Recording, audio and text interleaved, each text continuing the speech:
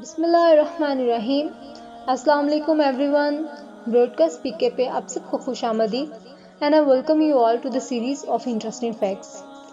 معزز ناظرین، ہمیں قرآن کریم میں بہت سے واقعات اور حقائق ملتے ہیں جن کا مقصد بنی نوع انسان کو ہدایت اور روشنی پہنچانا ہوتا ہے۔ ان بے شمار واقعات میں سے ہمیں یاجوج ماجوج کا واقعہ بھی ملتا ہے۔ یاجوج ماجوج کون تھے؟ ان کو جس دیوار کے پیچھے قید کیا گیا وہ دیوار کہاں ہے اور ان کا خروج کب ہونے والا ہے؟ ان ساری معلومات کے لیے اس ویڈیو کو آخر تک دیکھیے گا اور براڈکاسٹ پی کے کو سبسکرائب بھی کیجیے گا۔ معزز ناظرین، اللہ سبحانہ و تعالیٰ قرآن کریم کی سورہ الکہف میں یاجوج ماجوج اور حضرت ذوالقرنین کا واقعہ تفصیل سے بیان کرتے ہیں۔ اس سلسلے میں یہودی آپ صلی اللہ علیہ وسلم کی خدمت میں حاضر ہوئے، یہ جاننے کے لیے کہ آپ صلی اللہ علیہ وسلم اللہ کے سچے اور آخری رسول ہیں۔ انہوں نے 3 سوالات پوچھے۔ پہلا یہ کہ اصحاب کہف کون تھے، دوسرا یہ کہ روح کی حقیقت کیا ہے، اور تیسرا حضرت ذوالقرنین کے بارے میں۔ ان کا ان سوالات کے پیچھے مقصد یہ بھی تھا کہ اگر آپ صلی اللہ علیہ وسلم حضرت ذوالقرنین اور اصحاب کہف کے بارے میں جوابات دیتے ہیں اور روح کے سوال پر خاموشی اختیار کرتے ہیں تو آپ صلی اللہ علیہ وسلم اللہ کے سچے رسول ہیں۔ لہٰذا آپ صلی اللہ علیہ وسلم نے روح کے بارے میں کہا کہ روح اللہ کا امر ہے اور تمہیں قلیل علم دیا گیا ہے، جبکہ باقی 2 سوالات کے جوابات تفصیل سے سورہ الکہف کی روشنی میں دیے، جن میں ہمیں حضرت ذوالقرنین اور یاجوج ماجوج کا واقعہ بھی ملتا ہے۔ یاجوج ماجوج حضرت نوح علیہ السلام کے تیسرے بیٹے یافس کی اولاد میں سے ہیں۔ یہ انتہائی خونخوار اور وحشی قبیلے تھے۔ بے حد سرکش اور انتہائی بے رحم ہونے کی وجہ سے یہ پہاڑوں میں موجود راستوں اور شگافوں سے وادیوں میں آتے اور وحشیانہ طریقے سے خون ریزی کرتے، بچوں کا قتل کرتے، فصلیں کھا جاتے اور واپس پلٹ جاتے۔ یہ سلسلہ یوں ہی جاری رہتا اور قتل و غارت روز کا معمول بن گیا۔ دوسری طرف حضرت ذوالقرنین کو اللہ کریم نے بے بہا خزانوں اور عزت سے نوازا۔ وہ انتہائی رحم دل حکمران تھے۔ ان کے متعلق بہت سی روایات ہیں۔ بہت سے اسکالرز کے مطابق حضرت ذوالقرنین کوئی اور نہیں بلکہ سکندر اعظم ہے، جنہوں نے پوری دنیا کو فتح کیا۔ لیکن اس بات کا رد حضرت عماد الدین ابن کثیر میں کچھ یوں کرتے ہیں کہ سکندر اعظم حضرت ذوالقرنین سے 2000 سال بعد آیا، اور یہ کہ سکندر اعظم غیر مسلم تھا اور بتوں کا پجاری تھا، جبکہ حضرت ذوالقرنین ایک مسلمان حکمران تھے۔ لہٰذا حضرت ذوالقرنین کو سکندر اعظم کہنا انتہائی معیوب اور غلط ہے۔ تو پھر یہ سوال اٹھتا ہے کہ حضرت ذوالقرنین تھے کون؟ تو معزز ناظرین، اس بارے میں جو لاجیکل بات لگتی ہے وہ یہ کہ اللہ سبحانہ و تعالیٰ نے 4 بادشاہوں کو پوری دنیا کی حکومت دی۔ ان میں سے 2 مسلمان حکمران آئے، جن میں حضرت سلیمان علیہ السلام اور حضرت ذوالقرنین شامل ہیں، اور 2 غیر مسلم حکمران نمرود اور بخت نصر شامل ہیں۔ یہاں مزید ایک بات کی وضاحت کرتی چلوں کہ حضرت علی رضی اللہ تعالیٰ عنہ، حضرت ابن عباس رضی اللہ تعالیٰ عنہ، حضرت ابو ہریرہ رحمۃ اللہ علیہ، امام رازی رحمۃ اللہ علیہ، ابن کثیر اور بہت سے اسکالرز اس بات کو ایگری کرتے ہیں کہ حضرت ذوالقرنین نبی نہیں تھے بلکہ ایک انتہائی رحم دل اور انصاف پسند حکمران تھے۔ حضرت ذوالقرنین اپنی سلطنت کے دورے پہ اکثر جایا کرتے تھے۔ ایک دن جب وہ سفر کر رہے تھے تو شمال کی جانب موجود پہاڑوں میں گئے، جہاں لوگوں نے انہیں یاجوج ماجوج کے ظلم سے آگاہ کیا اور ان سے التجا کی کہ اس خونخوار مخلوق سے ان کی جان چھڑوائی جائے۔ سارا ماجرا سننے کے بعد حضرت ذوالقرنین نے حکم دیا کہ 2 پہاڑوں کے درمیان ایک دیوار تعمیر کی جائے، جس کا ذکر سورہ الکہف آیت نمبر 94 سے 98 میں تفصیل سے کچھ یوں بیان کیا گیا ہے، جس کا مفہوم یہ ہے: جب دیوار تعمیر کرنے کا مرحلہ آیا تو لوگوں نے کہا کہ اے ذوالقرنین، آپ ہم سے چندہ اکٹھا کریں اور ہمارے اور ان کے درمیان روک یعنی دیوار بنا دیں تاکہ وہ دوبارہ نہ آنے پائیں۔ جس پر حضرت ذوالقرنین نے جواب دیا کہ میرے پاس اللہ کریم کا دیا ہوا بہت کچھ ہے، سو مجھے مال کی ضرورت نہیں، ہاں البتہ مجھے جسمانی مدد دو تاکہ میں ان کے درمیان مضبوط دیوار بنا دوں۔ جب سب لوگ اکٹھے ہو گئے پھر انہوں نے یہ کہا کہ میرے پاس لوہے کی چادریں لاؤ جو کہ بڑے بڑے پتھروں کے برابر ہوں، اور زمین کی کھدائی کا حکم دیا۔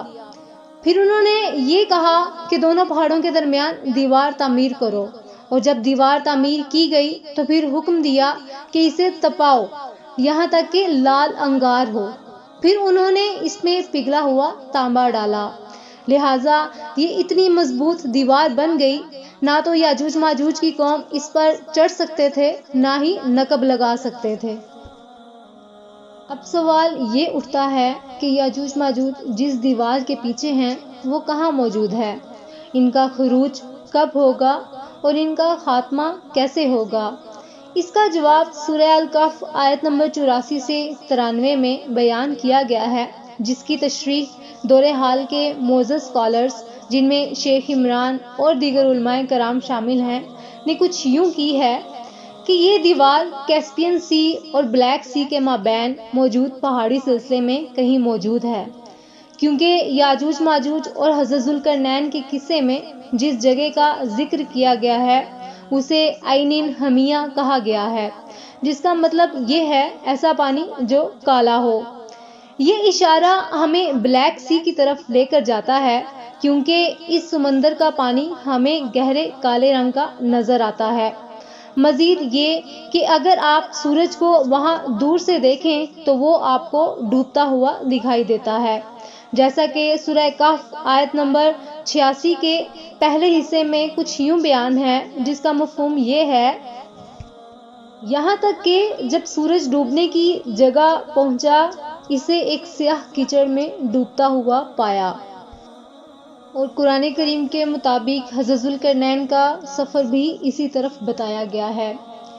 اس پہاڑی سلسلے میں جو علاقے آتے ہیں ان میں رشیا، ترکی، چائنا، آرمینیا، جارجیا اور قزاقستان شامل ہیں، اور اس پہاڑی سلسلے کو دی کاکسس ماؤنٹین رینج کہا جاتا ہے۔ اس پہاڑی سلسلے میں کچھ پہاڑ ایسے بھی ہیں جو ایک دوسرے کے بالکل آمنے سامنے آتے ہیں، اور ان میں موجود درے اس بات کی وضاحت کرتے ہیں کہ یاجوج ماجوج ادھر ہی کہیں قید کیے گئے ہیں۔ قرآن اور احادیث کے مطابق یاجوج ماجوج روزانہ اس دیوار کو کھودتے اور نقب لگاتے ہیں، لیکن جب مغرب کا وقت ہوتا ہے تو ان کا سردار انہیں کام ختم کرنے کا کہتا ہے کہ باقی کام کل کریں گے، لیکن جب اگلے دن اٹھتے ہیں تو اللہ کے حکم سے اس دیوار کو اور مزید مضبوط اور طاقتور پاتے ہیں، اور یہ سلسلہ یوں ہی جاری اور ساری رہتا ہے۔ لیکن جب خروج کا وقت آئے گا تو ان کا سردار نادانستہ طور پر یہ کہے گا کہ انشاءاللہ ہم کل یہ دیوار توڑ دیں گے، تو اگلے دن دیوار اتنی ہی پائیں گے جتنی کہ چھوڑ کے گئے تھے۔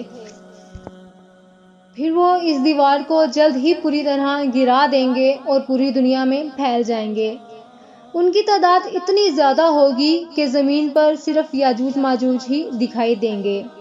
وہ قتل و غارت کا ایک ایسا سلسلہ شروع کریں گے کہ جہاں سے گزریں گے تباہی مچا دیں گے، لوگوں کو کھا جائیں گے اور دریا و چشموں کا پانی پی جائیں گے۔ اس سلسلے میں روایات میں کچھ اس طرح سے بیان آتا ہے کہ جب وہ جھیل تبریا کے پاس سے گزریں گے تو اس کا سارا پانی پی جائیں گے۔ اسی اثناء میں ان کا اگلا گروہ گزرے گا اور کہے گا کہ نہ جانے کب سے یہ جھیل سوکھی پڑی ہے۔ معزز ناظرین، یاجوج ماجوج دنیا کے ہر کونے میں پھیل جائیں گے، لیکن انہیں مکہ، مدینہ اور بیت المقدس جانے کا حکم نہیں ہوگا۔ دوسری طرف حضرت عیسیٰ علیہ السلام کا چونکہ ظہور ہو چکا ہوگا تو لوگ حضرت عیسیٰ علیہ السلام سے درخواست کریں گے کہ وہ اللہ کریم سے دعا کریں۔ حضرت عیسیٰ علیہ السلام بچے ہوئے لوگوں کو لے کر کوہ طور پر جائیں گے اور اللہ کریم سے دعا کریں گے۔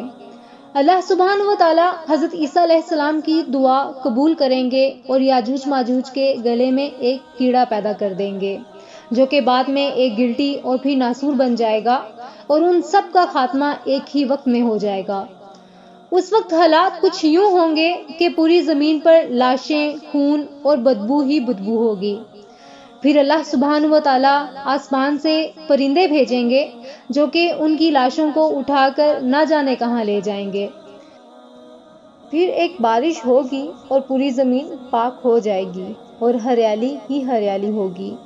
روایات کے مطابق اس دور میں اتنی برکت ہوگی کہ ایک انار پورے گھر والوں کے لیے کافی ہوگا اور گندم کے ایک پیالے سے سب گھر والوں کا پیٹ بھر جائے گا۔ معزز ناظرین، یہ تھے یاجوج ماجوج اور حضرت ذوالقرنین کے بارے میں کچھ اہم حقائق۔